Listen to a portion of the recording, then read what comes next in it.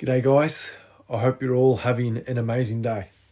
Welcome to part 2 of my tutorial series on Roto Paint VFX for feature film. Today, I'll be taking you through examples of the types of shots you would be expected to work on as a Roto Paint artist in the industry. I'll address the importance of understanding the context of a shot, how you can approach it, as well as the variables that can determine how complex the work might be.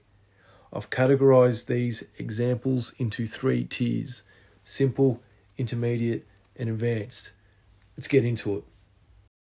Alright, let's crack into it, shall we? We'll be starting with the basic tier of work. A large portion of the shots you'll receive in Roto Paint and Comp will be filmed on a green screen or blue screen. This type of shot is set up for background replacement and foreground alpha creation through keying, which is something we discussed in the previous video. A Roto Paint artist will be given a plate like this to clean up, making sure the image is as keying friendly as possible for compers. A plate is a term used for the footage and moving images we work on in visual effects. The purpose of tracking markers like you see here are used as a reference point for match move and tracking. There is camera movement here, so we need something of contrast to the color green to track. This is why tracking markers are usually red. Painting these out on a green screen is relatively easy, as the color of the green screen is flat and lacks texture. We also have a stand here that serves a similar intention as the markers. This is a placeholder for a rendered 3D model that the actress will be interacting with. This particular shot here is beginner level, as none of the tracking markers intersect with the foreground character. We don't have to worry about restoring her edges and details like hair, which usually takes up most of your time fixing. This next shot is similar to the previous one, but there are a few variables present in the plate that we need to take note of. More tracking markers are seen here. We've also got some poles set up at different distances away from the camera to calculate depth and parallax during the tracking process. Parallax is when the camera is in motion and the foreground and background appear to move at different speeds. Either the background moves faster than the subject in front or the reverse, depending on the camera setup, framing, and focal length. Looking at this shot, we can get away with not doing paint removal on the poles and light, as they don't interact with the actress. Because this is a green screen shot, she is the only element that needs to be isolated for the compositors. Creating a garbage mat around her is a great way to exclude the poles from the shot. A garbage mat is a term used for a roughly drawn mask or roto. Removing the tracking markers that are near and overlap her is what we need to focus on. There are a couple times where some tracking markers intersect with her hand, head, and hair. This is when you will need to restore those parts of her and abide by plate fidelity, which was the topic I talked about in the previous video. Just a note for those who are wondering, I'll be covering how to restore plate edges and hair detail on a separate video later in this series, so stay tuned. We will now be looking at some examples of work that I've deemed fit for intermediate level. The first shot is of 2 actors pretending to interact with the hologram. Our job is to remove the foreground poles that are used as reference for the position of said hologram. The absence of a green screen makes this job trickier. We need to maintain consistency with the pattern of the brick wall at the top and right side of frame, as well as the floor on the left side of frame. Another big thing to consider here is the screen right actor that walks in front of these poles. Plate restoration is a must in this case. We would need to rotoscope his head and body to maintain him. Furthermore, there is motion blur when he moves, meaning that extra care would be needed to restore his edges. This next shot is another green screen shot, but with a bit more level of complexity. There are numerous tracking markers on the car here and on the green screen. The stands of the green screen would also need to be removed to make it easier for the comp department to pull a key of the actress running towards camera. The usual process of restoring her original plate details is a must. Camera movement is a bit more drastic as well, and the plate also goes out of focus over time. More effort would be needed to ensure your paint fixes are tracked properly and match the gradual change of defocus relative to the plate. Another variable that may hinder the compa is how uneven the green screen is being lit. We may need to provide the compa detailed roto of these sections of the car here to save them time on tweaking their key to accommodate the inconsistencies of the screen's green colour. This next shot was more or less the same as the prior example, but I wanted to include it as there is a dolly track visible in plate. A dolly track is a specialised piece of equipment used in filmmaking to create smooth camera movements. It consists of a set of rails along which a camera dolly, a wheeled platform, can move across. The camera is mounted on the dolly, allowing it to glide along the rail smoothly. It is fairly common for a roto paint artist to be given the task of removing something like this. Looking at this particular shot in depth, removing the dolly with a 3D projection setup would be the most ideal way to tackle it. Moving on now, we have an intriguing shot that's difficult to categorise in terms of its level of difficulty. However, after careful consideration, I believe it falls somewhere between an intermediate and advanced level. This ultimately depends on the specific context and scope of the shot you are working on. This shot aims to mimic a gory flesh wound of some sort. A CG element will be tracked and integrated on this section of the leg. Practical elements, in this case fake blood and torn jeans, are implemented to increase the realism of a particular visual effect. It's generally cheaper to do something practical in camera to alleviate the amount of work a visual effects artist may have to do. Now that I've clarified those essential details, let's dive into what a roto paint artist would need to do with a shot like this. Removing these tracking markers here would be the only task required, but there are a handful of things to take note of. There is a lot of deformation, motion blur, and sporadic movement of the leg. On top of that, we have to make sure this edge here of the torn hole isn't affected by a paint removal. Some of the practical blood has been smeared over a couple of the markers, and we would need to maintain the detail of the blood while removing those. Additionally, the skin isn't always evenly lit, as there is a casted shadow on it that darkens it from time to time. A lot of trial and error would be needed to test what paint removal method works best, but that's what competent roto paint artists do to guarantee high quality results. Once the markers have been removed, we would need to provide roto and edge treatment of anything that goes in front of the wound. Their hands, fingers, and belt would be examples of areas that would need such restoration. If you can pull off work like this, following plate fidelity, and make it look seamless, then you will be well on your way to develop into a solid roto paint artist. We have now reached the third and final collection of examples that I've picked out. I've categorised the following as advanced level because they require a myriad of things to be done efficiently. I'll be going through these with a bit more detail due to their complexity. Feel free to ask me any questions in the comments if you would like me to clarify anything. With this shot, there's a pole placed as reference for a CG element of some description. We've also got two actresses who are reacting to said pole. Our task would be to completely remove the pole out of the shot. The caveat with achieving this removal, however, is the panning motion of the camera and the accompanying parallax. A solid track would be needed as a starter. When it comes to painting the pole, we would need to create multiple patches of the plate, ideally broken up and separated from one another. Looking at this shot, I would create one patch removal of the road here, another of the gutter, one here of the fence, one for the trees, and another for the sky as an example. We can use frames of these areas during a time when the pole isn't covering it. For instance, we can take this frame of the street light and use it as a patch here when the pole obstructs it. I would repeat this paint process on frames at the start, middle, and end of the shot, blending each of them with a seamless transition like a dissolve. We would need to provide full body roto of both actresses to restore them from our paint removal. The roto would also be handy for the compass to use to ensure the CG element sits behind the two of them.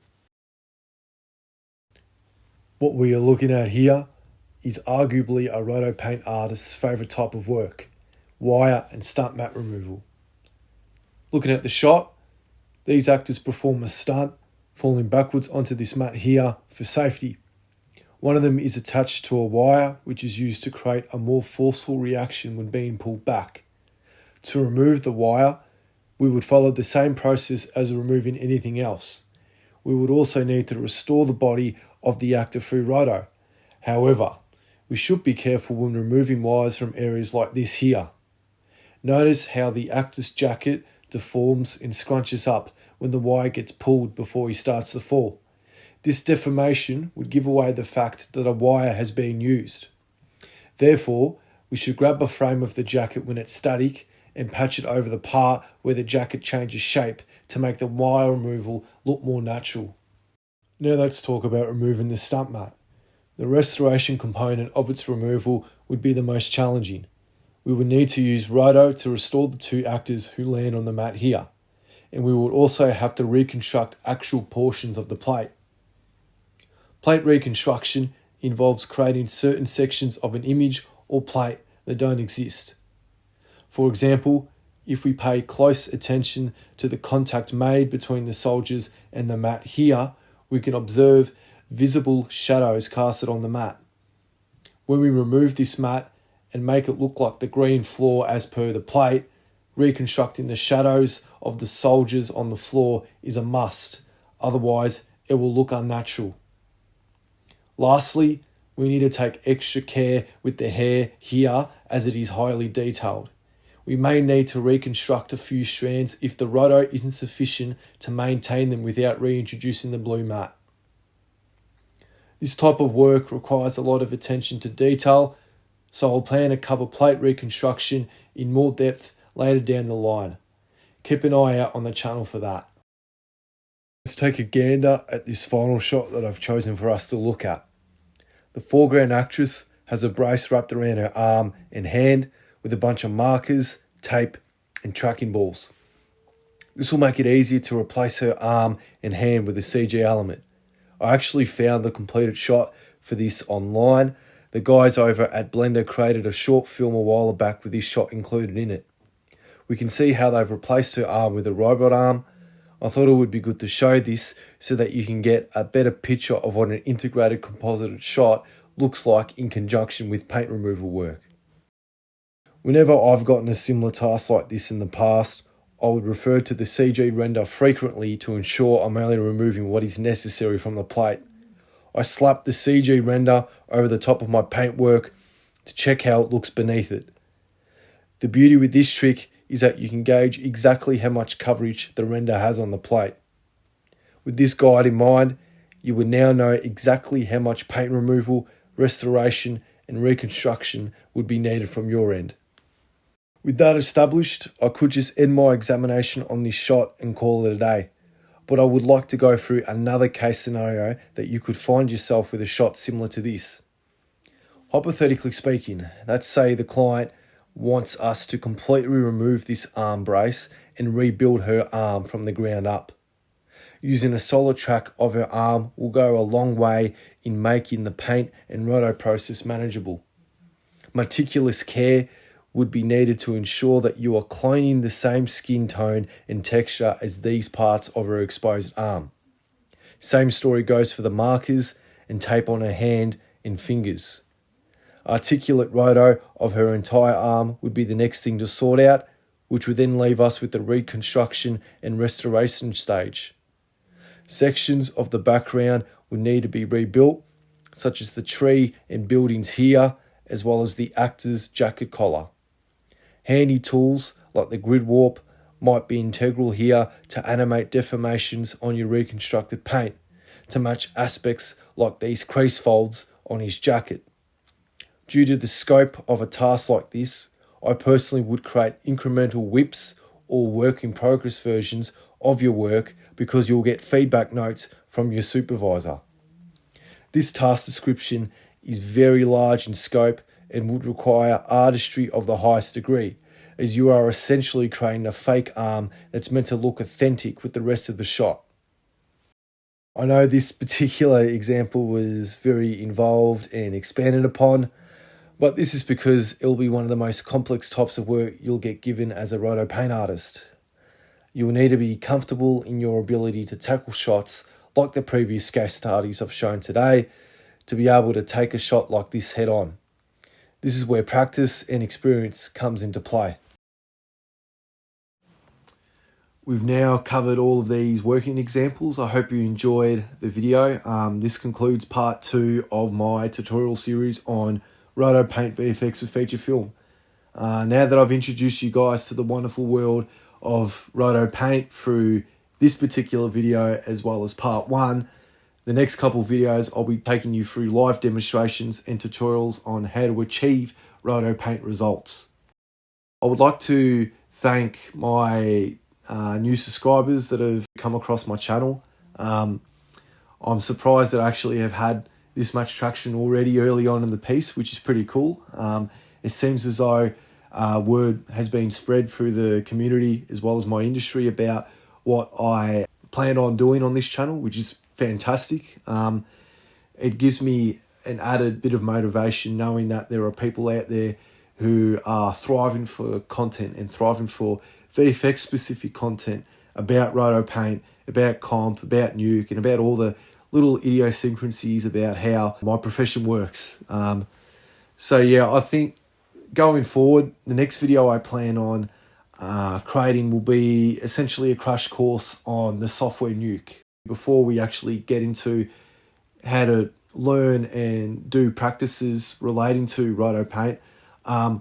I know a lot of you guys, or some of you guys, may not actually be familiar with how Nuke's interface works and handy shortcuts here and there, and what actually should you be using to accommodate Roto Paint. So yeah, the next video I'll be taking you through essentially a quick guide on some essential tools, nodes, interfaces, and so on and so forth of Nuke, which should be exciting. And then from there, I'll then dive deep into particular technical aspects of Roto Paint. So I'm thinking I'm going to start off with grain matching, which is things like denoising and regraining, understanding what its intentions are as well as the purposes of it.